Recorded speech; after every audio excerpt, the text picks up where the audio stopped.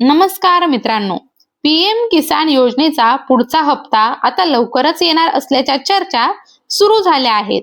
पण यावेळी एक मोठा धक्का हजारो नाही तर लाखो शेतकऱ्यांना बसू शकतो. कारण यावेळी फक्त नाव असलं म्हणून हप्ता मिळणार नाही. ई केवायसी पूर्ण नसेल, फार्मर आयडी तयार नसेल, लँड सीडिंग मध्ये चूक असेल किंवा कागदपत्रांमध्ये तफावत असेल तर थेट 23व्या हप्त्यापासून अनेक शेतकरी वंचित राहू शकतात. आणि दुसरीकडे नमो शेतकरी योजनेचा प्रलंबित हप्ता अजूनही शेतकऱ्यांच्या खात्यामध्ये जमा झालेला नाही. मग नेमकं काय सुरू आहे? 23वा हप्ता कधी येऊ शकतो? नमो शेतकरी योजनेचा हप्ता कधी मिळू शकतो? आणि शेतकऱ्यांनी आत्ताच कोणती कामं करणं गरजेचं आहे? चला, सगळी माहिती अगदी सोप्या भाषेमध्ये समजून घेऊया. मित्रांनो, सध्या राज्यातील आणि देशातील लाखो शेतकऱ्यांच्या मनात एकच प्रश्न आहे. पीएम किसान सन्मान निधी योजनेचा पुढचा हप्ता नेमका कधी मिळणार? कारण प्रत्येक हप्ता येण्याआधी शेतकरी वाट पाहत असतात. मोबाईलमध्ये मेसेज येतो का?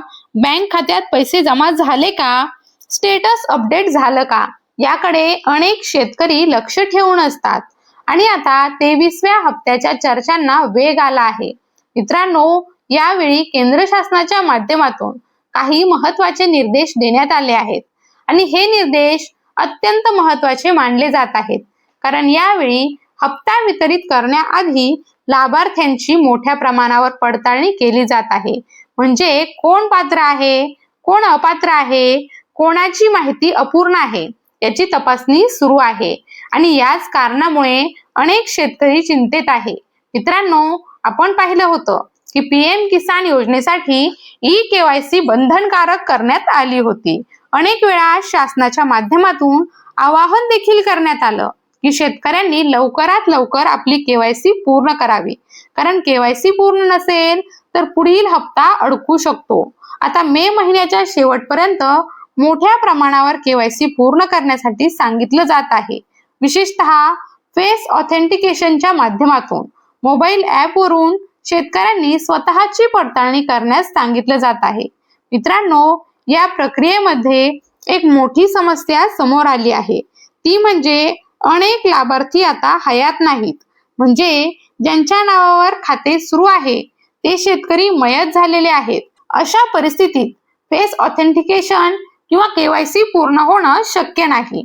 आणि याच कारणामुळे अनेक खाते पडताळणीमध्ये अडकले असल्याची चर्चा आहे. मित्रांनो, यावेळी फक्त केवायसी पुरेशी राहणार नाही तर फार्मर आयडी देखील अत्यंत महत्त्वाचा ठरणार असल्याचं सांगितलं जात आहे. आता ॲग्रीस्ट्रॅक पोर्टलवर नोंदणी करून शेतकऱ्यांनी आपला फार्मर आयडी तयार करणं आवश्यक मानलं जात आहे.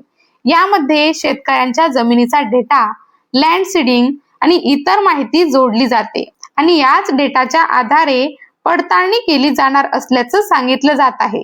मित्रांनो, 22वा हप्ता काही प्रमाणात सवलतीच्या स्वरूपात वितरित करण्यात आल्याचं बोललं गेलं होतं.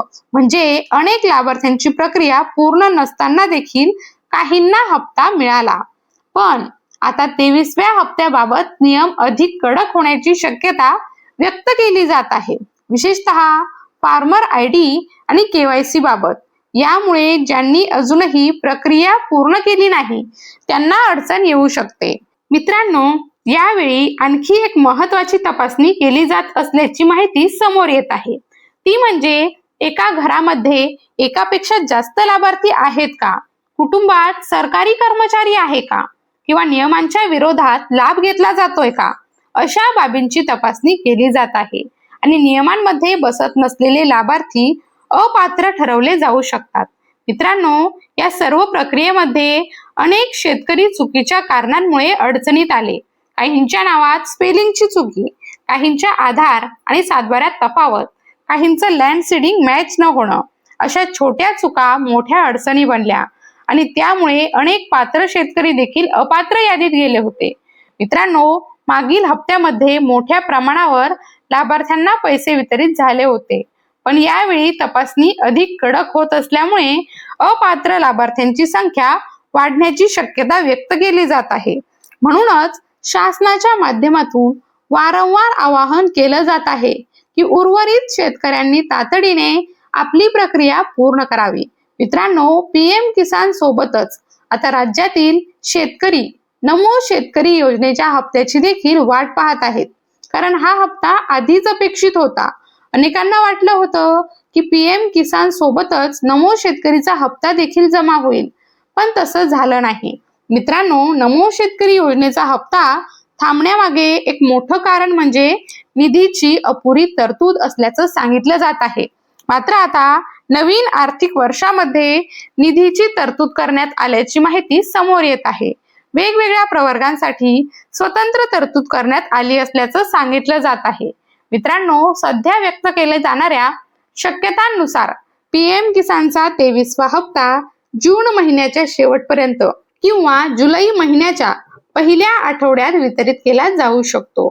तर नमो शेतकरी योजनेचा प्रलंबित हप्ता देखील खरीप हंगामाच्या पार्श्वभूमीवर वितरित होण्याची शक्यता व्यक्त केली जात आहे. मित्रांनो, जर तुम्ही अजूनही फार्मर आयडी तयार केलेला नसेल तर लवकरात लवकर नोंदणी करा. जर केवायसी पूर्ण नसेल तर मोबाईल ॲपच्या माध्यमातून फेस ऑथेंटिकेशन करून घ्या. आणि जर नाव, आधार, 7/12 किंवा लँड सीडिंग मध्ये काही अडचणी असेल तर तालुका स्तरावरील संबंधित अधिकाऱ्यांकडे संपर्क साधा. कारण आता केलेली छोटी दुरुस्ती पुढचा हप्ता सुरळीत मिळवून देऊ शकते. मित्रांनो, पीएम किसान आणि नमो शेतकरी या दोन्ही योजना लाखो शेतकऱ्यांसाठी महत्त्वाच्या ठरल्या आहेत. पण आता पडताळणीची प्रक्रिया अधिक कडक होत चालली आहे. म्हणूनच प्रत्येक लाभार्थ्यांनी आपली कागदपत्र, केवायसी आणि फार्मर आयडी वेळेत पूर्ण करणं अत्यंत गरजेचं बनलं आहे. तर मित्रांनो, तुमची केवायसी पूर्ण झाली आहे का? फार्मर आयडी तयार झालाय का? आणि तुम्हाला मागचा हप्ता वेळेत मिळाला होता का? तुमचा अनुभव कमेंटमध्ये नक्की सांगा. व्हिडिओ माहितीपूर्ण वाटला असेल तर लाईक करा, शेअर करा आणि अशाच शेती, योजना आणि सरकारी अपडेटसाठी आपल्या खबर लाईट यूट्यूब चॅनलला सबस्क्राईब करायला विसरू नका. धन्यवाद.